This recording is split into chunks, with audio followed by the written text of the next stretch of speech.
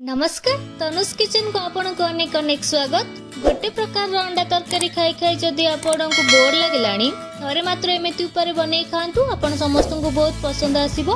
थरे जदि एमिति आपण अंडा मसला को बनैबे सब बेले एमिति ही बनैया पई चाहिबे। एते टेस्टी और पुराना जते भी रेसिपी अंडा जानिथिबे ना से सब आपण को पूरा बेकार लागिवो।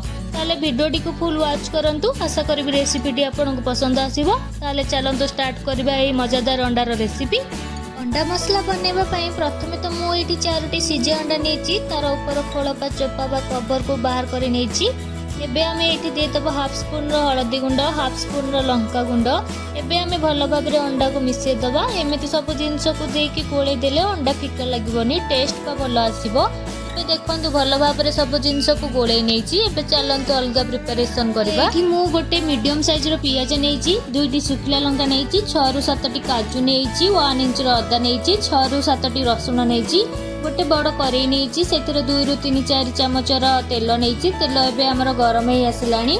एबे आमे देई दबा काटी रखितिबा पियाज, रसुन, अदा, लंका, काजू को। रागटा आपण निज हिसाब रे रखिबे, केते राग खाइबे से हिसाब रे ही यूज करबे। एही सब देकी हाई फ्लेम रे भाजी नबा।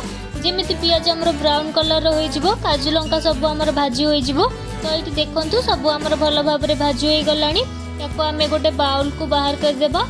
मने रखितबे पियाज को अधिक पोड़ी के भाजीबेनी, नहले तरकारी रो टेस्ट बिल्कुल भी आसी नथा। एबे नेक्स्ट स्टेप को जिबा। तो देखंतु जे कड़ाई रे पियाज को भाजी थिली, पियाज को काढला परे तेल थिला, सेही तेल रे अंडा को दे दे की भाजी नउची। तो फ्लेम को आपण माने मीडियम रखिबे। अंडा को एपट सेपट करके पूरा ब्राउन कलर होला पर्यंत भाजीबा को पड़िबो।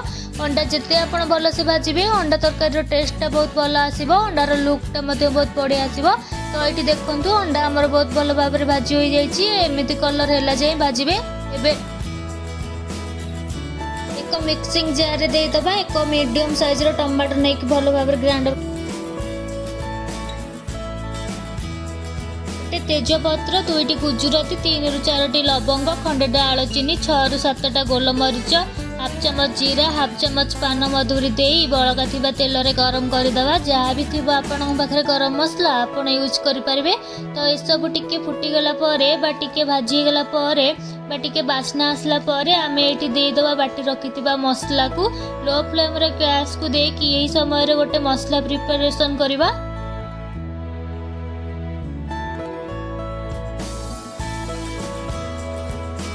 बाउल रे गोटे चमच स्वाद अनुसार एठी मु लूण नै जाईची, गोटे चमच रो हळदी गुंड नै जाईची, गोटे चमच रो काश्मीर रेड चिली पाउडर नै जाईची, गोटे चमच जीरा गुंड नैची, गोटे चमच धनिया गुंड नैची, आउ एठी देई देईची गोटे बड़ चमच रो गरम मसला। तापरे पानी देकी भलो भाबरे मिसेई दबा। एमिति जदि गोटे जगह रे पानी देकी सब जिंस को मिक्स करूछंदी, ए करे तो मसला बहुत भलो कलर आसीबो, सेकेंड तो सब मसला मिसी जीवो आ कसिला बेले तळु लागिबनी। जेहेतु पानी देकी मिसौचे एबे हमर मसला जो देइथिले सब भाजी हे गलानी। एबे हम ए सब मसला को दे दबा। फ्लेम को ए समय रे लो रखिबा, 2 रु 3 मिनिट पई कसे नबा। तो देखंतु एठी 2 रु 3 मिनिट हे जाईची, मसला को भलो भाबरे कसे दबा। तो एठी देखंतु 2-3 मिनिट कला परे मसला हमर भलो भाबरे कसी जाईची। तेल देखंतु बाहरी आसीची। भलो भाबरे मसला कसिवा दरकार, ताहाले हम तरकारीटा बहुत टेस्ट लागिबो। तापरे ऐड करि दबा भाजी रखितिबा अंडा को। सब जिंस को टिके एपट सेपट करी मिसेई दबा। तापरे एक ग्लास रे पानी देइची। एही समय रे गैस रो फ्लेम को हाई टिके रखिबे। तापरे टिके फुटी गला परे गैस रो फ्लेम को 5 रु 6 मिनिट पय लो फ्लेम रखिबे। तो एठी देखंतु 5-6 मिनिट कुक कला परे अंडा मसला रेडी हे जाईची। फाइनल लुक एमिति ही किछि अछि। केते बढ़िया हेछि, देखंतु केते डिलीशियस हेछि।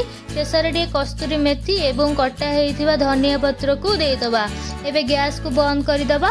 एपट सेपट करी मिसे दबा। हमर एठी गरमा गरम अंडा मसला रेडी हे जाईची। एमिति गोटे थर मो रेसिपी रो आपण माने बनै खांतु आ मते कमेंट करंतु। जदि आपण मो चैनल रे नुआ अछंती ताले मो चैनल को लाइक करिवे, शेयर करिवे, सब्सक्राइब करिवे, कमेंट करिया को भूलिबेनी। पुणी देखा हबो नेक्स्ट वीडियो रे। रहिले नमस्कार, जय जगन्नाथ।